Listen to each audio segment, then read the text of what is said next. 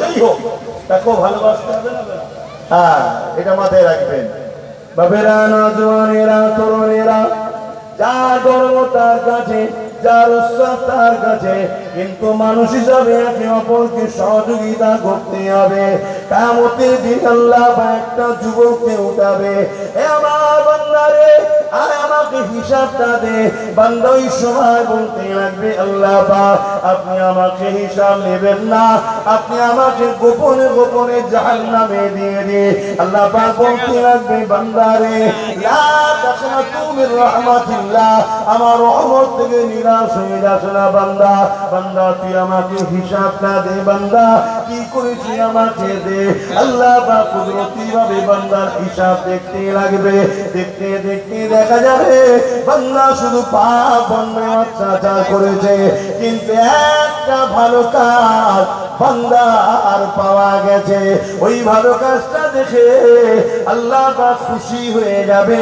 খুশি হয়ে যে বলবে, বান্দারে তুই তো শুধু অন্যায় করেছিস, পাপ করেছিস, জিন্দেগিটা আমি দিলাম, চোখ দুটো আমি দিলাম, হাত দুটো আমি দিলাম, পা দুটো আমি দিলাম, জিন্দেগিটা আমি দিলাম। জমিন তোর জন্য বিছানা বানালাম, আসমান তোর জন্য ছাদ বানালাম, হাজারো ধরনের শাক, খাদ্য, সবজি তোর জন্য আমি দিলাম।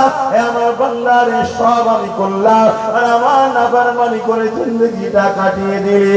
তবে বান্দা তোর একটা ভালো কাজ পেয়েছি, যে কাজটা আমি আল্লাহ আমার বড় পছন্দ হয়ে গেছে। বান্দারে বল তুই কোথায় যেতে চাস বল। ওই সময় বান্দা বলবে, আল্লাহ পাক আপনি যদি দয়া করেন, আপনার দয়ার বিনিময়ে আমি জান্নাতে যেতে চাই।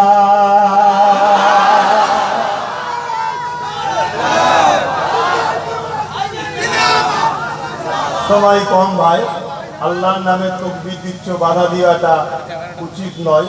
সময়টা কম, একটুখানি বলতে দাও না হয়। যে বিষয়টা বলতে চাইছি, এতগুলো মানুষ পেয়েছি, একটা মেসেজ দেওয়া দরকার। কেন আমরা এতদিন ছিলাম পড়াতে, এখন পড়ে গেছি চুলোতে। এতদিন ছিলাম কোথায়? আজ থেকে 1 বছর 1.5 বছর আগে আমার অজের ক্যাসেট শুনবেন। অনেক জায়গায় বলেছিলাম বেশি লাভালাভি করতে যাসনি, আজকালে পড়া থেকে আবার চুলোই না পড়ে যায়। ইশারাই বলেছিলাম, সব কথা তো হুজুর মানুষ তো ডাইরেক্ট বলা আবার শোভা দেয় না। এটা আলেম মৌলানা সাহেবরা ভালো বুঝতে পারছে আমাদের অনেক বাধা আছে। বা কথা বুঝে আসছে? তোমরা যদি কাপড় হলুদও করে ফেলো তাও সমস্যা নেই, আর আমাদের যদি তো হালকা থেকে ব্রেকের মধ্যে তো আওয়াজ বেরিয়ে পড়ে, তা সারা পারামায় হয়ে যায়, হুজুরেই করে ফেলে। হয় না, আমরা বলি সাহেবদের অনেক সমস্যা। বাবা যদি ইশারাই বলেছিলাম যে পড়াই আছিস, লাফালাফি করতে গিয়ে চুলোই না পড়ে যায়। তা আজকে আমরা পড়া থেকে চুলোই পড়ে গেছি, এই তো নাকি? কিন্তু মনে রাখবে, এর একটা দিক যেমন খারাপ আছে, আর একটা সাইড ভালো আছে। যদি চুলো থেকে উঠতে পারি, জনমের মতো ইনশাল্লাহ বেঁচে যাব, ঠিক তো নাকি? হ্যাঁ, তবে আবার চুলো থেকে পড়াই ওটা সব যাচ্ছে না তো।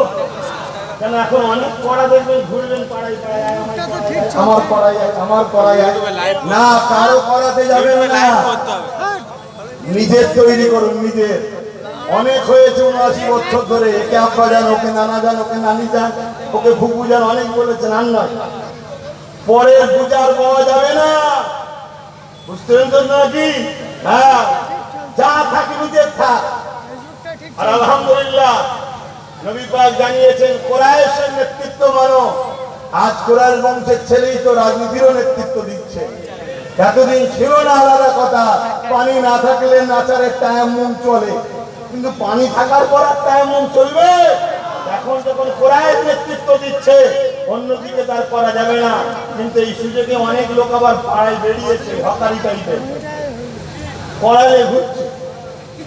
কথা বুঝলেন তো? হ্যাঁ, একটু সাবধান হবেন। আবার যারা ইফতার পড়াতে উঠে পড়বেন না, সেই একই জিনিস হবে, তিলে তিলে তিলে তিলে আবার মরতে হবে। সুযোগ একদিক দিয়ে যেমন খারাপ, আর একদিক দিয়ে ভালো লক্ষণও আছে। যদি সময় থাকে আর ধৈর্য থাকে, আমি এই উদাহরণটাও দিয়ে যাব। আশা করছি আপনাদের খুব ভালোভাবে বুঝতে সুবিধা হবে। একটু ধৈর্যের সাথে, সবরের সাথে আল্লাহর উপরে ভরসা আর রাসূলুল্লাহর নেতৃত্ব, অন্য কারো নেতৃত্ব নয়।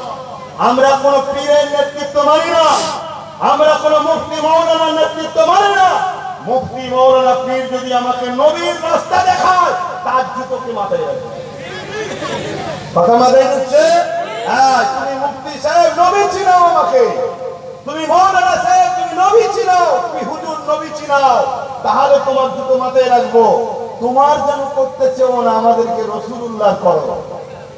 এটাই হচ্ছে ইসলামের সিস্টেম।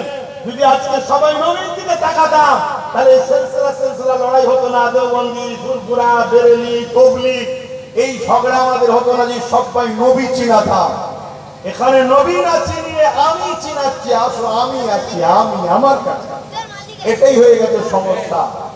তো যাই হোক, আসেন আমাদের মধ্যে যা কিছু আছে সবকিছু ভুলে গিয়ে এখন সবাইকে একটা সেন্টার আমাদের মুহাম্মদ সাল্লাল্লাহু আলাইহি ওয়াসাল্লাম, যেন আল্লাহ আমাদেরকে নবী চিনিয়েছে যে ওইখানে গেলে আমাকে পাওয়া যাবে। জোরে বলুন সুবহানাল্লাহ।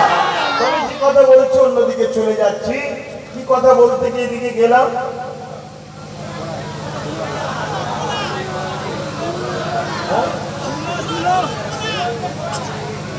ওটা তো বলবো লাস্টে বাবা, ওর দিকে আগে ঠিক থাকবে, ধুলো থেকে কি করে উঠবে সেদিকে আগে। কিন্তু ওই কথা বলার আগে কি ওয়াজ করছিলাম?